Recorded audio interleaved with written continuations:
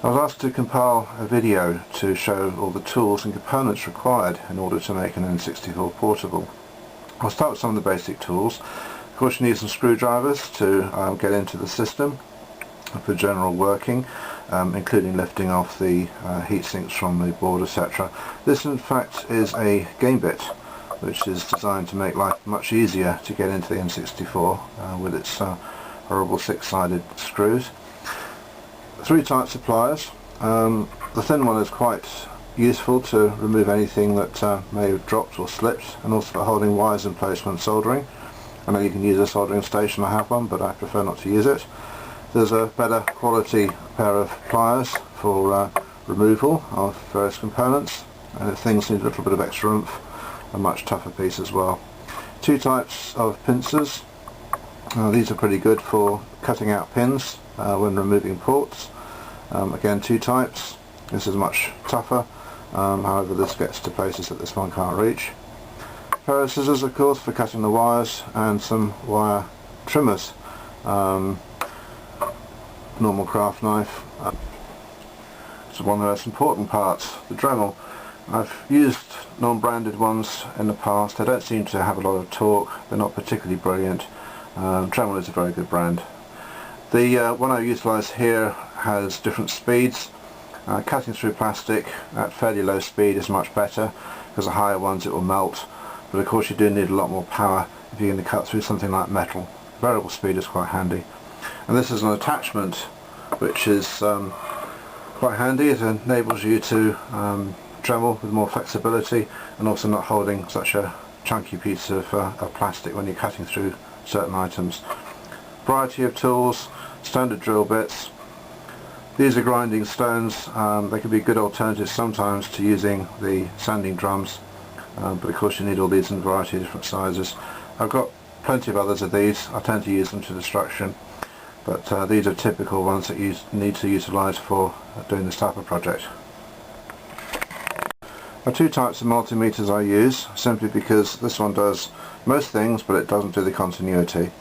This on the other hand does continuity, but the rest of it doesn't work. Between the two it does everything I need. The reason I like this one is that it has a nice little audible beep whenever the contacts are made, and that's very handy when you're trying to check whether two contacts are made between the board. I tend to use polyfiller to fill in the cracks and the small gaps between the case. You can use a variety of different fillers, but I find this works very well. Easy to sand, easy to work with, nice and smooth. Variety of colours of electrical tape. Glue gun, where would we be without that? I tend to use this, it's a good branded one. The glue is nice and strong, it's fairly easy to remove, and it does a good job. And some little plastic sticks which are quite handy to secure, for example, a D-pad assembly, so that it's held exactly in place. Doesn't matter what they are, but little plastic sticks are good. Regarding case making, there's two options available. There's two options that I utilise.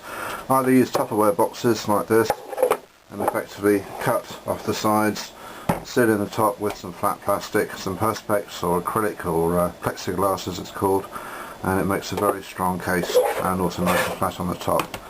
Alternatively, vacuum forming. This is what they look like before they're finished, cut, trimmed, sanded. There are details of how to make cases out of both materials on my site. For sanding and filing of a case, I have a heavy duty one for doing larger areas, simply because it can run through quite quickly onto a straight area. A variety of different types of small files, not only the flat ones, little circular ones for the buttons, and also square ones for the corners. Need some flat standard sandpaper, some coarse, some smooth, and these, which are foam sanding blocks. These are really good for work with cases, because they're very bendable. You can therefore sand around unflat areas and do a nice job. Very, very good things. Very cheap as well. This is the Perspex plexiglass acrylic sheet. Normally buy them into A4 sizes. Rather than getting a new sheet out, this is one that, as you see, I've taken various snippets from. 2mm thick, very strong, very rigid, but it's easy enough to cut. I find if you go thicker than 2mm, it puts a lot of strain on your Dremel to cut through because it's very tough material, but 2mm is ideal. Variety of screws, small ones, large ones, salvage them from old controllers and other things of that nature, very handy things. CD marker pen so that you can score on your case and get a nice straight line before cutting. Variety of beads, just act as spacers between various components as required. For the wiring, I tend to buy this general purpose wire in a variety of colours. I've also got black and white as well. It's a good little range. They come on 25mm rolls, they're extremely flexible, they're ideal for doing cart relocation and for general wiring. However, for electrics, much better to use thicker wire. This is actually graded to take 3 amps, which is perfectly fine for a normal portable.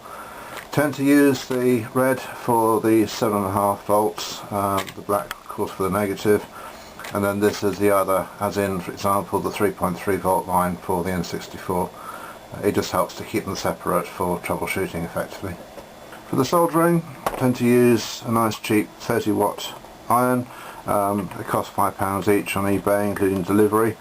I know it's probably not the best one, but it does the job very well, and frankly after a little while the tip becomes uncleanable, and as I said, if it costs you £5 it's not really an issue. Desoldering wick, various thicknesses, simply because some work better in some circumstances than others, and of course there's thick ones for removing large blobs of solder and the thin ones for removing small components. Solder, typical lead free, holder to put your soldering iron into, and of course a variety of sponges. Safety goggles, very important to use these, particularly when you're using the Dremel, because bits will fly from all directions and they will get into your eyes. But it's happened a few times, it's not very pleasant. Also a breathing mask for when you're doing soldering work. I don't admittedly use it as much as I should do, but it is useful on occasions.